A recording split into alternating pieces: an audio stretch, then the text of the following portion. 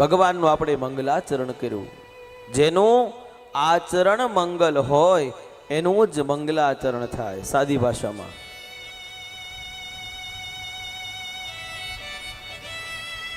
જેનું દેવ જેવું આચરણ છે એનું મંગલાચરણ થાય. ઘણીવાર આપણે કહીએ ને કે આ વ્યક્તિત્વ તો એવા છે, કે આ સાધુ એવા છે, કે આ પુરુષ એવા છે કે સવારે ઉઠતા એનું નામ લેવું જોઈએ. જેને આપણે કહીએ કે આ તો પ્રાતઃસ્મરણીય છે, કે સવારમાં ઉઠો ને ખાલી એનું નામ લ્યો ને તોય તમારો દિવસ સારો જાય. એવું નથી કે ખાલી ભગવાનને માટે જ મંગલાચરણ હોય.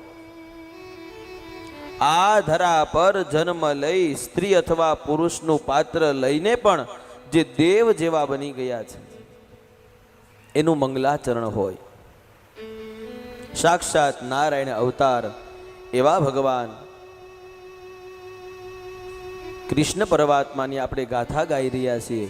એ પ્રભુનું આપણે મંગલાચરણ કર્યું.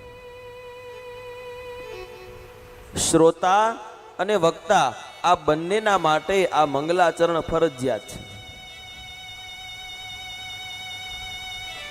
મંગલાચરણ વગરનું કોઈ સત્ર કે કોઈ કથા કે કોઈ દિવસ સંપૂર્ણપણે પૂર્ણ થતો નથી. તમારી સમજણને માટે ઘણીવાર અમુક એવા પરિવારની અંદર અમે ગયા હોય, કોઈ ગામની અંદર કથામાં ગયા હોય, એટલે મને નહીં પણ ઘણા બધા વક્તાઓને આવો પ્રશ્ન થયેલો છે. અમને પણ આવા પ્રશ્નો થયા છે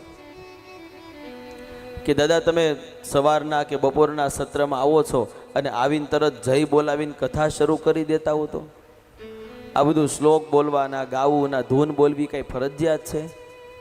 તો અડધી કલાકને સાંભળવા વધારે મળે. આવું લોકોના પ્રશ્ન હોય. તમારા મનમાં પ્રશ્ન પણ થાય. પરંતુ આ મંગલાચરણ શું કામ કરવાનું હોય છે? હું ને તમે આપણે આપણા સવારના કે બપોરના દરેક કાર્યો પતાવી નાની મોટી વિટમણાઓમાંથી નીકળી અને આ કથા પંડાલમાં આવ્યા હોય. એટલે આપણા મનને પ્રભુમાં સ્થિર કરવા માટે, આપણું ચિત્ત ભગવાનમાં જોડવા માટે, આપણા શરીરને પ્રભુમાં સ્થિર કરવા માટે મંગલાચરણ જરૂરી છે. ઘણા બધા નાના મોટા કામકાજ લઈને આવ્યા હોય, અલગ અલગ વિચારો લઈ અને આ કથા મંડપમાં આવ્યા હોય. એ વિચારોને, એ મનને સ્થિર કરવા માટે આ મંગલાચરણ જરૂરી છે.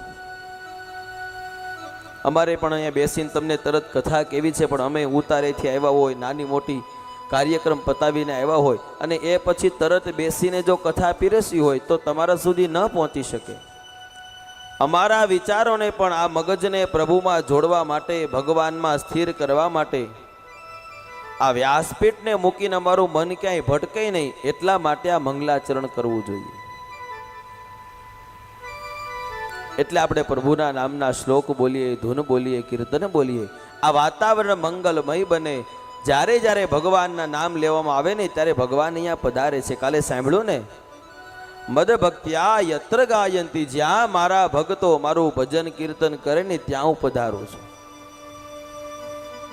એટલે પાછા ભગવાનનો અહીંયા સ્થાપન અપાવવા માટે, ભગવાનની યાદી અપાવવા માટે આ શ્રેષ્ઠ મંગલાચરણ હોય છે.